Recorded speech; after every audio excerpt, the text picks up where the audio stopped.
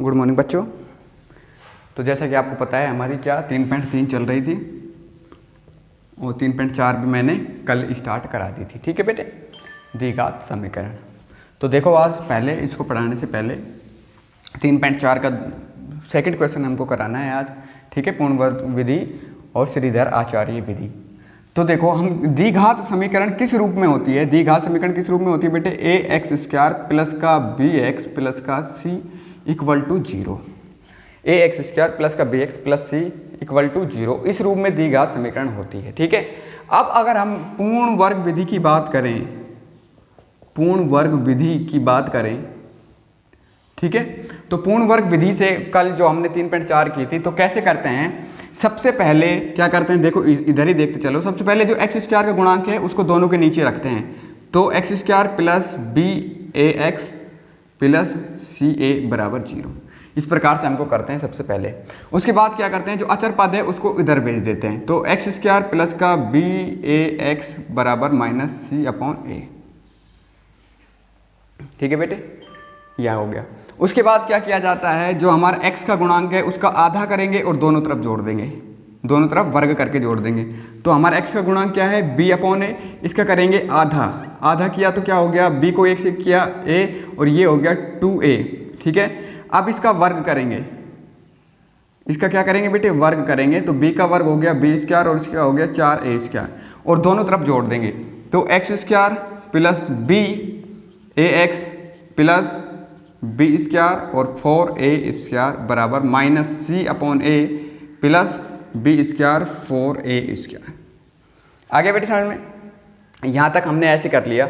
अब उसके बाद पता है दोनों तरफ प्लस आ रहा है, दोनों तरफ क्या आ रहा है, प्लस आ रहा है, तो ये a प्लस बी की फॉर्म में होगा, a प्लस बी की स्क्वायर की फॉर्म में होगा। तो यहाँ पर a हो गया मेरा x, a क्या हो गया x प्लस b क्या हो गया, ये b और ये 2a। ठीक है, इसको खोलोगे तो वापस से यही आ जाएगा। ठीक है, अब इसको सोल्व आउट करते हैं। यहाँ पर लेसे क्या आ गया, 4a स्क्वायर लेसे आ गया, 4a स्क्वायर लेसे आ गया, a का भाग दिया तो ठीक है, इससे एक भाग दिया तो कितने बढ़ गया, 4a बढ़ गया, तो क्या हो गया माइनस 4ac हो गया माइनस 4ac। क्यों, एक a से तो एक a कट गया, तो 4a को इससे मल्टीप्लाई करेंगे, माइनस 4ac हो गया, प्लस इसमें एक बार जाएगा भाग, तो यहाँ पर आ जाएगा b स्क्वायर, आ जाएगा बेटे b स्क्वायर। यहाँ तक आ गया होगा समझ में। ठीक है, अब देखो यहाँ पर x plus B upon 2a का स्क्वायर है और यहाँ पर ये है। ठीक है, अब क्या करते हैं, इसको बराबर करेंगे, तो इसका हम हटा देंगे x 2a, इसका मैंने हटा दिया, और ये किस में आ गया, रूट में आ गया, minus 4ac plus b square और 4a स्क्वायर। ठीक है, इस प्रकार से। अब यहाँ पर एक चीज़ देख सकते हो, एक चीज़ देख सकते हो, क्या देख सकते हो, यहाँ पर देखो, यहाँ पर कुछ कॉमन आ रहा है, यहाँ पर तो हम बाहर ले सकते हैं, क्या बाहर ले सकते हैं, पहले इसको सही फॉर्म में लिख लो, minus B square plus 4ac upon 4a square. अब देखो इसमें क्या कॉमन आ रहा है, जब इसका वर्ग हटाऊंगा, जब इसका मेरे को ये हटाना पड़ेगा वर्ग, तो इसमें से b आ जाएगा, तो माइनस b आ गया। ठीक है, और नीचे क्या आ गया, 2 आ गया, 4 से 2 आ जाएगा और a स्क्वायर से आ जाएगा ये, आ जाएगा ये। ठीक है, ये तो अब बच गया, ये बच गया, क्या ये बच गया। ठीक है, अब इसको लिखना पड़ेगा, तो ये किस में आ जाएगा, 4ac, इस प्रकार से करके क्या आ जाएगा, 4ac करके आ जाएगा। ठीक है बेटे, तो उम्मीद करता हूँ आपके ये समझ में आ गया होगा। ठीक है, आया या नहीं आया, दोबारा देख लो, अगर नहीं आया समझ में, यहाँ से देख लो दोबारा, यहाँ से मैं समझा देता हूँ, यहाँ से देखो,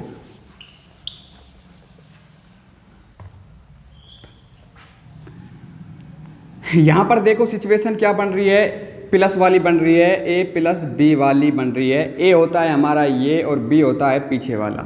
ठीक है, तो इसको a प्लस बी की फॉर्म में रखेंगे, तो a की जगह मैंने रख दिया a x और प्लस b की जगह इसका तो रख दिया b और इसका रख दिया 4 की जगह 2 और a और ये। ठीक है, क्योंकि जब इसको खोलूंगा तो यहाँ पर b स्क्वायर हो जाएगा, इसको खोलूंगा तो 4a स्क्वायर एग्जैक्टली आ जाएगा, इसको खोलूंगा तो x स्क्वायर आ जाएगा। ठीक है, ये आ गया बराबर। अब इसका देख लो, इसका लेसे क्या आ गया, 4a स्क्वायर, क्या आ गया बेटे, 4a स्क्वायर आ गया, 4a स्क्वायर आ गया लेसे। अब पहले इसका भाग दूंगा तो एक एक ए तो कट जाएगा, क्या बच गया 4a, 4a इसके ऊपर चला गया तो क्या हो गया -4ac हो गया, प्लस 4a में 4a का भाग दिया तो 1 बढ़ गया, तो एग्जैक्टली क्या आ गया b² आ गया, b²। ठीक है, अब इसको करते हैं। ठीक है, अब इसको करो, देखो अब यहाँ पर देखो इन दोनों को बराबर करेंगे, इन दोनों को क्या करेंगे बराबर करेंगे। ठीक है, तो कैसे करेंगे x प्लस b और 2a बराबर, ये कैसे आ जाएगा हमारा अब -4ac plus b² upon 4a²। ठीक है, इस प्रकार से आ गया। अब इसको सॉर्ट आउट कर सकते हो, इस b अपॉन 2a को इधर ले जा सकते हो और ये आ जाएगा -2a। ठीक है, -2a, इसको तो ये तो एग्जैक्टली वैसे भी बाहर आ रहा है, कैसे आ रहा है देखो, ये तो बाहर आ रहा है, कैसे आ रहा है -4ac प्लस b, ठीक है, बटे 2a प्लस 2a, इस प्रकार से कर सकते हो। तो ये क्या आ जाएगा, ये आ जाएगा आपके रूट में -4ac प्लस का b²। ठीक है, ये आपका एक नई चीज़ निकल के आई है। ठीक है, या फिर इसको डायरेक्टली आप याद भी रख सकते हो। क्या याद रख सकते हो, क्या याद रख सकते हो, देखो आपको डायरेक्ट भी आप इसको याद कर सकते हो, या फिर खोल के लिख सकते हो, या फिर अगर खोल के नहीं हो रहा है आपसे तो आप डायरेक्ट भी आप याद कर सकते हो। ठीक है, और वो क्या होगा हमारा श्रीधर आचार्य विधि। ये हमारे भारतीय मूल के ही गणितज्ञ थे जिन्होंने इस विधि को दिया, श्रीधर आचार्य विधि को। ठीक है, और उन्होंने क्या फॉर्मूला दिया कि x बराबर -b प्लस माइनस, ठीक है, b² -4ac अपॉन 2a। ठीक है बेटे, ये आपको ध्यान रखना है। ठीक है, x बराबर -b plus minus b² -4ac equal to 2a, आप ये फॉर्मूला याद रखोगे श्रीधर आचार्य विधि का। ठीक है, अब देखो एक क्वेश्चन मैं आपको समझा रहा हूं, जैसे कि 2x² -7x और प्लस का 3 बराबर 0। ठीक है, अब देखो मैं दोनों विधियों से तुमको समझा रहा हूँ, दोनों विधियों से आप ध्यान रखोगे कि इन दोनों विधियों से कोई फर्क नहीं लगेगा आपको। ठीक है, जो आपका आंसर आएगा वो बिल्कुल सेम आएगा। ठीक है, सबसे पहले पूर्ण वर्ग विधि से करता हूँ मैं। पूर्ण वर्ग विधि से कैसे करूँगा, ये लो, ये है आपकी पूर्ण वर्ग विधि। कौन सी विधि है, पूर्ण वर्ग विधि। अब इसको मैं पूर्ण वर्ग विधि से करूँगा तो कैसे करूँगा, सबसे पहले जो x² का गुणांक है उसको दोनों के नीचे लिख दूंगा, तो x² -7/2 x plus 3/2 equal to 0। उसके बाद क्या करूँगा, अचर पद जो है उसको मैं इधर की तरफ ले जाऊँगा। ठीक है बेटे, तो इधर ले गया तो क्या हो गया -3/2। अब जो x का गुणांक है उसका आधा करूँगा। ठीक है बेटे, तो 7/2 इसका आधा करूँगा तो हो गया 7/4। इसका वर्ग करूँगा तो क्या हो जाएगा 49/16 और दोनों तरफ जोड़ दूँगा तो x² -7/2x प्लस 49/16 और इसी प्रकार से यहाँ पर कर दूँगा 49/16। ठीक है बेटे, अब देखो ये माइनस प्लस तो a माइनस बी के होल स्क्वायर वाली सिचुएशन आ रही है, तो यहाँ क्या कर दूंगा x और यहाँ क्या कर दूंगा 7/4 का ये लो। ठीक है, इसको खोलोगे तो वापस से यही आ जाएगा, इसको 16 आउट कर लो, ले से क्या आ गया आपका 16, ले से क्या आ गया 16 आ गया।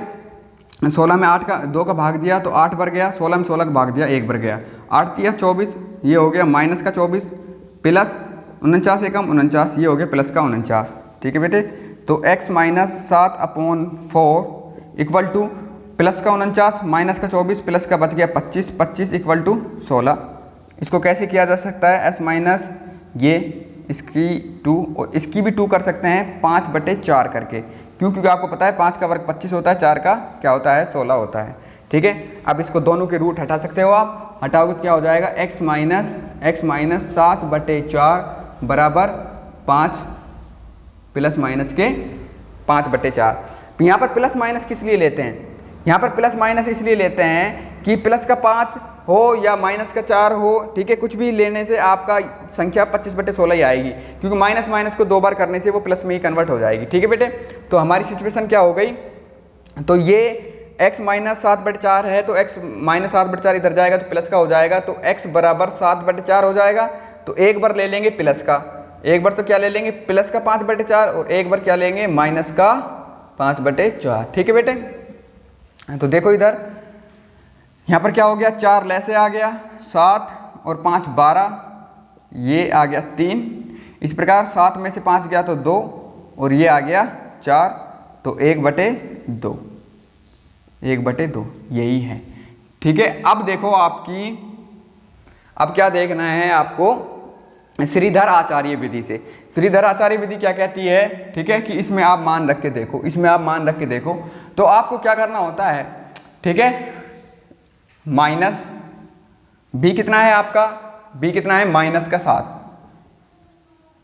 Plus minus B square minus 7 का स्क्वायर माइनस 4, ए कितना है 2, ठीक है, और सी कितना है 3, सी कितना है 3, ठीक है, और 2a 2 और ये a।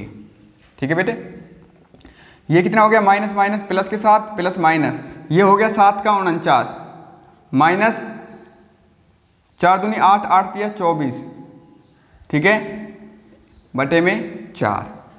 ठीक है बेटे, यहाँ पर देखो 7 प्लस माइनस ये क्या है 49, 24, 49 में 24 गए 25, 25 को मैं 25 का वर्ग निकाल लूँगा, यहाँ पर इधर देख लो 25/4, तो 7 प्लस माइनस ये आ गया 5, 5 आ गया बटे में 4, बटे में 4 आ गया। तो एक बार 5 जो है प्लस का रख लो, एक बार 5 जो है माइनस का रख लो, तो 7 प्लस 5 4 12 4, ये आ गया 3। एक बार इसको माइनस का रख के देख लो, ये आ गया आपका 2/4 यानी 1/2।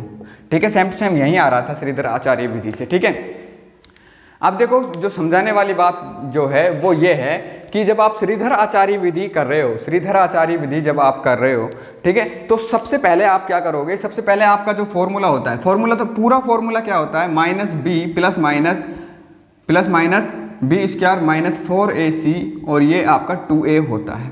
आपको ये काम जो है फॉर्मूले में मान जो है वो तो बाद में ही रखने हैं। आपको सबसे पहला काम क्या करना होगा, ये जो आपका दे रखा है इसमें यानी कि बी स्क्वायर माइनस 4ac, इसको कहते हैं डी मीन्स विभक्ति कर, बी स्क्वायर माइनस 4ac, इसमें आप जल्दी से मान रख के देख लिया करो। ठीक है, जैसे कि बी स्क्वायर यानी कि माइनस 7 का होल स्क्वायर माइनस 4a हो गया 2 और c हो गया 3। ठीक है, इस प्रकार से मान रखा, जल्दी से किया आपने तो ये हो गया 7 का 49 और माइनस 4 दूनी 8 तिया 24 और ये आ गया 25 और ये आ गया 5। ठीक है, तो अगर आप ऐसे जल्दी से करके देख लोगे आप, तो आप जब ही देखें कि आपका उत्तर जब ही लिख लेगा या आपके मान जो हैं वो वास्तविक और धनात्मक तभी आएंगे जब यहाँ पर बी स्क्वायर माइनस 4ac में आपने जो मान रखा है वो आपका मान पॉजिटिव आ गया हो। कैसा आ गया हो, पॉजिटिव। या फिर मैं ये कहूँ कि आपके सामने वाली संख्या बड़ी हो और पीछे वाली छोटी हो,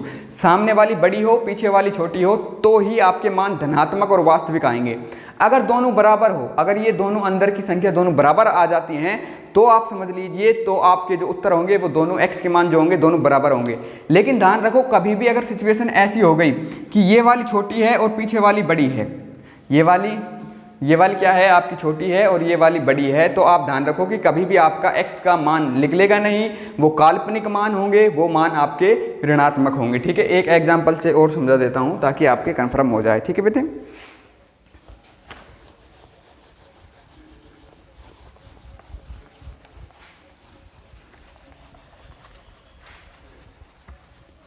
आप घर पर बैठकर प्रैक्टिस करोगे, उम्मीद करता हूँ आपके ये जो है 3.4 और एग्ज़ाम की दृष्टि से भी 3.3 और 3.4 महत्वपूर्ण है, तो आप इनको ध्यान रखिए। बाकी महत्वपूर्ण तो पूरी प्रश्नावली होती है, हर एक सवाल महत्वपूर्ण होता है, लेकिन फिर भी एग्ज़ाम के व्यू से आपको 3.3 और 3.4 को अच्छे समझ रहा है। तो देखो बेटे एक बार 3.4 का देखो, पहला सवाल मैं समझाता हूँ आपको, फिर बाकी सारे सवाल आप खुद कर लोगे घर पर बैठ करके। देखो पहला ही सवाल देखो क्या दे रखा है, 2x square minus 2 root 2x plus का 1 इक्वल टू 0। ठीक है, क्या करना है, श्रीधर आचार्य विधि, एग्जाम में आ जाएगा लिखा पूर्ण वर्ग विधि, गुणनखंड विधि या श्रीधर आचार्य विधि, इससे तो देखो अब देखो किस प्रकार से करना है। सबसे पहले आपको क्या करना है, इसमें आप मान रख के देख लो, किसमें, बी स्क्वायर माइनस 4ac में। सूत्र तो बाद में लगाना है आपको, पहले बी स्क्वायर माइनस 4ac में मान रख के देख लो। यहाँ पर बी स्क्वायर, बी कितना है आपका माइनस का 2 और रूट का 2 का होल स्क्वायर माइनस का 4, ए है आपका 2 और सी है आपका 1, सी है 1 और ए है आपका 2। ठीक है, इसको किया तो -2 रूट 2 गुणा -2 रूट 2, माइनस से माइनस कट गया। ठीक है, तो 2 गुणा 2 ये तो हो गया 4, 2 को 2 से गुणा किया 4 हो गया, रूट 2 को रूट 2 से किया ये आ गया 2, ये आ गया 8। हमेशा ध्यान रखो रूट वाली संख्या को रूट वाली संख्या से गुणा करोगे वही संख्या आ जाती है दोबारा से। तो इसका हो गया 2 दूनी 4 और ये हो गया 2, तो 8 आ गया। क्या आ गया बेटे, 8। यहाँ पर आ गया 8, यहाँ पर आ गया क्या, 4 दूनी 8 और क्या आ गया 0, क्या आ गया 0 आ गया हमारा। तो इससे मतलब क्या समझे, मैंने अभी बताया था जब ज़्यादा मान आ जाए, ज़्यादा आ जाए तो 2 अलग अलग उत्तर आएंगे, 0 आ जाए बराबर आ जाए तो उत्तर आपके क्या आएंगे, बराबर आ जाएंगे।